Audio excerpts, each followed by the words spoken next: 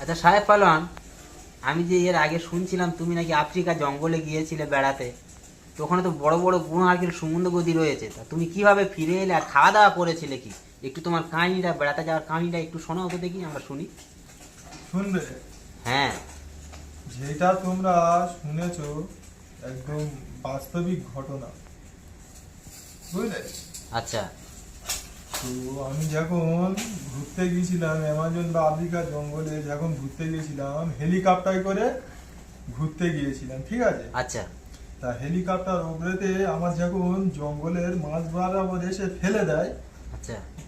ওখানটা জানো তো বিশাল বড় জঙ্গলের খুব নাম দাও, তা ফেলে দিলে গাছের ডালে আটকে গেছি। আচ্ছা। গেলে গইড়ে গাইড়ে ঝাঁক মাক করে নিচে খাবাস করে পড়ে গেছি।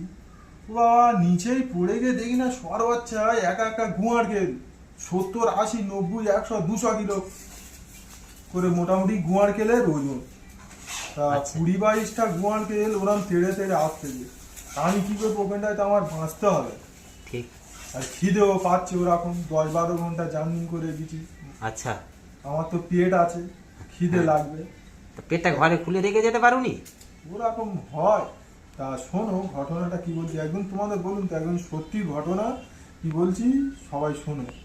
তো খুব ভালো গুয়ার গেলগুলো যখন আমার কাছে এসে সে তো করতেছে, তা খুব ভালো। আমি কি করব, আমার পায়ে একটা জুতো ছিল, জুতো বলতে গেলে বুটের আঘাতের জুতোটা।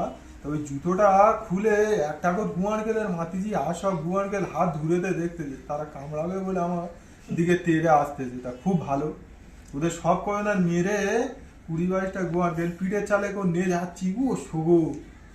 খানিকটা ধরে গিয়ে দেখি না একটা সিং হয়েছে 30-40 হাত মানে লম্বা, এরে। সে দেখি না এরকম করে আছে আমার দিচ্ছে।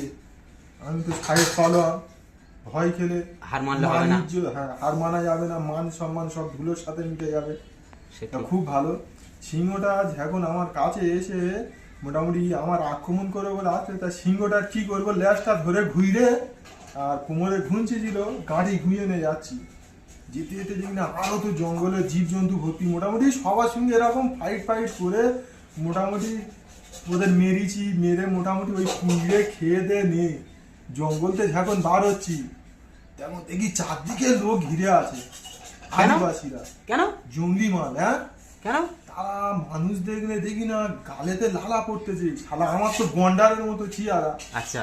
দেখি না এরকম করে লালা পড়তেছে। এখন যদি এই রে, এ তো ভালো জ্বালাতনে পড়েছি। তা তারা ওরকম 1000-1200 জন ছিল, তাদের